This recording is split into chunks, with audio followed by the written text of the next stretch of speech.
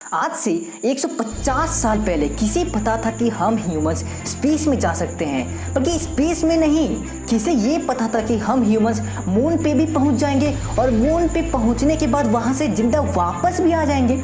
Even ये चीज़ किसी ने इमेजिन भी नहीं किया होगा। सोचना तो दूर की बात, हमने अपनी इंटेलिजेंस को इतना ज़्यादा डेवलप कर दिया है कि हमने अपने एग्जिस्टिंग फिजिक्स को यूज़ करके एक ऑब्जेक्ट को सोलर सिस्टम के बाहर तक पहुंचा दिया। That is Voyager 1। हम ह्यूमंस की फिजिक्स की अंडरस्टैंडिंग इतनी ज़्यादा हाई है कि हमारे पास ऐसी थ्योरीज है जिनसे हम माइक्रो वर्ल्ड से लेकर के मैक्रो वर्ल्ड तक हर एक चीज़ को डिफाइन कर सकते हैं कोई ना कोई थ्योरी को यूज़ करके। हम ह्यूमंस ने पिरामिड्स बनाया, हम ह्यूमंस ने इंटरनेशनल स्पेस स्टेशन बनाया जहाँ पे इंसान अर्थ से जाकर के स्पेस में रह सकते हैं। हमने पूरे के पूरे प्लान को ख़त्म कर देने वाला वेपन एटम बम तैयार कर दिया। इवन हमने लार्ज हैड्रॉन कोलाइडर जैसी बड़ी विशाल साइंटिफिक इंस्ट्रूमेंट बना दिया।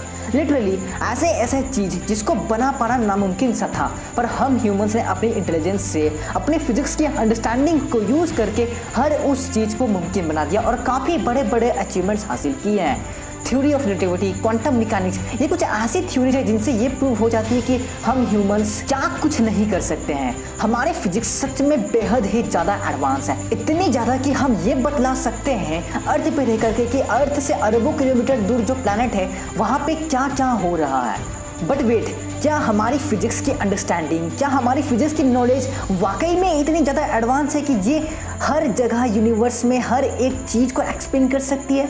क्या हमारी existing laws of physics totally हर जगह पे अप्लाई होती है पूरे यूनिवर्स में, या फिर कोई स्पेसिफिक पॉइंट पे जा करके हमारी फिजिक्स फेल कर जाती है, पूरी की पूरी तरह से तहस नहस हो जाती है? So hello guys, you are watching Freaky Shadow और आज की इस वीडियो में हम जानने वाले हैं 3 ऐसे जगहों के बारे में जहाँ पे हमारी फिजिक्स टोटली फेल कर जाती है और यहाँ तक कि थ्योरी ऑफ रिलेटिविटी और क्वांटम मैकेनिक्स भी यहाँ पे काम करना बंद कर देती है बिल्कुल भी। तो अगर आप हमारे चैनल पर न्यू हैं तो प्लीज़ हमारे चैनल को सब्सक्राइब करना बिल्कुल भी ना भूलें और इस वीडियो को लास्ट तक देखिए उन 3 जगहों के बारे में पूरे डिटेल से जानने के लिए। तो हमारी उन 3 जगहों में से सबसे पहले आती है कि अगर हम स्पीड ऑफ लाइट को क्रॉस कर लेंगे तो क्या होगा। अगर हम अपनी एग्जिस्टिंग फिजिक्स को देखें तो हम जानते हैं कि हमारी फिजिक्स ये कहती है कि लाइट की स्पीड पूरे यूनिवर्स में सबसे तेज है और इससे तेज कुछ भी नहीं। और अगर कोई भी चीज़ 99% लाइट की स्पीड से मूव करे तो वो कभी भी 100% तक नहीं पहुंच पाएगी, चाहे हम कितना भी फोर्स क्यों ना लगा ले। और इन केस अगर हम कंसिडर कर ले कि कोई भी तरीके से हम लाइट की स्पीड को पार भी कर ले तो हमारे पास एकदम उटपटांग सी चीज़ें सामने आने लगेगी, जैसे negative mass, negative energy, infinite energy, infinite mass, जिनका हमारी फिजिक्स के पास कोई भी जवाब नहीं है और ना ही कोई एक्सप्लेनेशन है। और अगर हम यूनिवर्स की वास्टनेस को देखें तो मैं शर्त लगा के कह सकता हूँ कि यूनिवर्स में कुछ ना कुछ, एक्चुअली कुछ नहीं बल्कि बहुत सारे कुछ होंगे जो लाइट की स्पीड से कहीं गुना ज़्यादा तेज मूव करते होंगे। एग्जाम्पल में यूनिवर्स की एक्सपेंशन को ही ले ले या फिर क्वांटम इंटेंगलमेंट को ले ले, हमारी फिजिक्स के पास इन सारी चीज़ों का कोई भी एक्सप्लेनेशन नहीं है। अब चलिए देखते हैं एक दूसरे के बारे में।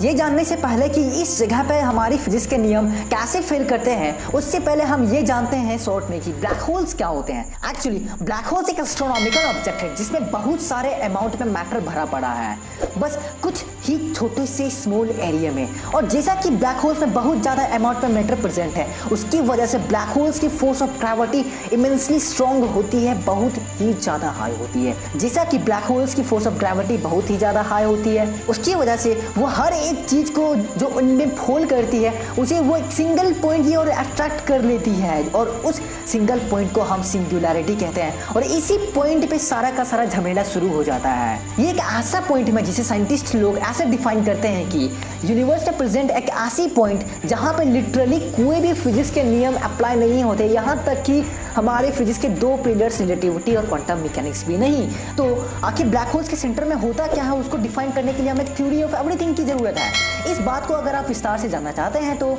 आई बटन या फिर डिस्क्रिप्शन पे जाके why do we need a theory of everything वाली वीडियो जरूर देखिए। अब चलते हैं आगे तीसरे की ओर। चलिए अब आते हैं हमारी आखिरी जगह पे जहाँ पे फिजिक्स के नियम फेल कर जाते हैं।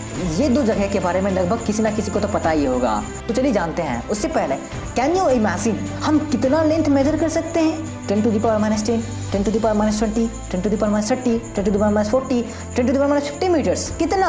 अगर मैं बताऊं कि जो सबसे स्मॉलेस्ट लेंथ जिसको हम मेजर कर सकते हैं उसे हम प्लैंक लेंथ कहते हैं, और इस स्केल में भी फिजिक्स के हर एक लॉज फेल कर जाती हैं। कहते हैं कि स्पेस कंटिन्यूअस है, हम जितना भीतर जाएंगे हमें कुछ ना कुछ प्राप्त होता जाएगा। मतलब कि अगर हम इसको समझना चाहें तो सबसे पहले हम अनसर्टेनिटी प्रिंसिपल को देखते हैं। तो इस प्रिंसिपल के इक्वेशन को देखिए और इसे ध्यान में रखते हुए हम डिस्टेंस मेजर करते हैं। अगर हम डिस्टेंस मेजर करेंगे तो हम मोमेंटम मेजर नहीं कर पाएंगे, यह अनसर्टेनिटी प्रिंसिपल यही कह रही है। और हम जानते हैं कि मोमेंटम और एनर्जी आपस में इंटरलिंक्ड होती है, जैसा कि आप स्क्रीन पे इक्वेशन देख सकते हैं। तो अगर हम हमारी सिस्टम की एनर्जी को इंक्रीज करेंगे तो हमें लगातार खुद को छोटा करना पड़ेगा। जितना छोटा होंगे उतनी एनर्जी बढ़ेगी, और अगर एनर्जी बढ़ी तो एनर्जी डेंसिटी भी इंक्रीज करेगी, और जब हम प्लैंक लेंथ तक पहुंचेंगे तो हमें ये मिलेगा कि एनर्जी डेंसिटी इतनी ज़्यादा हाई हो जाएगी कि वो उस स्केल में भी एक ब्लैक होल क्रिएट कर देगी जिसका कुछ इवेंट होराइजन होगा, और उस पूरे के पूरे ब्लैक होल और उसके इवेंट होराइजन का रेडियस प्लैंक लेंथ के बराबर होगी। और यहाँ पे